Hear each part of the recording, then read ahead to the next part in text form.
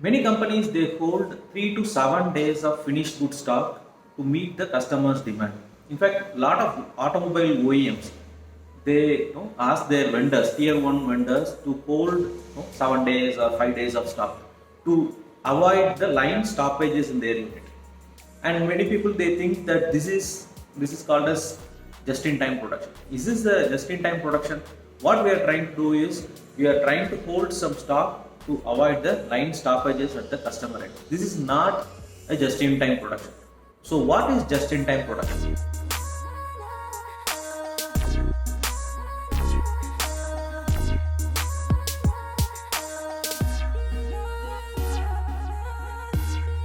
Hi there, welcome to Lean Manufacturing Lessons for people who hate reading with me Anand, and you're watching Lean Factory.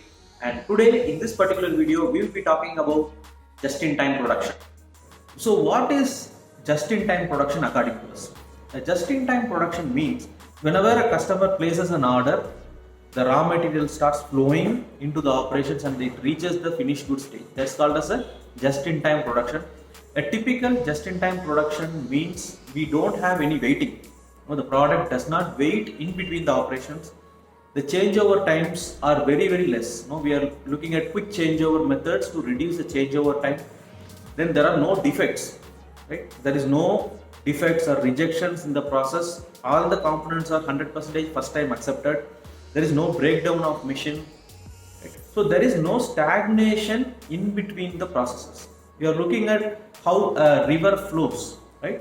The raw material from the raw material stage, the component has to move to finished good stage without any stagnation. Imagine we are having water stored in our overhead tanks and there is a tap in the kitchen. Yeah? The moment we open the tap in the kitchen, the water just starts coming out. Only if there is any blockage in the pipeline, the water will not come out.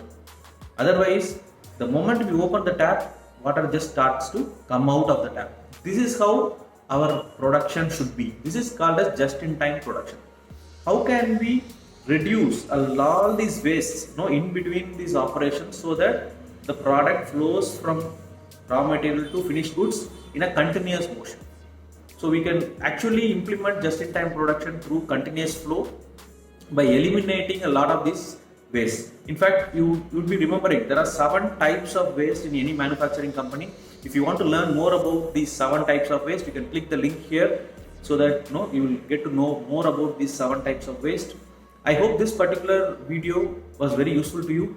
Are you facing some challenges in implementing this just-in-time production? Or how can you implement this concept in your factory? You can leave the comments in the comment section. And if you like this particular video, you can click the like button. You can also subscribe to our channel. We post a lot of content related to lean manufacturing, and you can also share it with your friends and colleagues so that they will also learn about lean. Thank you very much. I will talk to you in the next video. See you.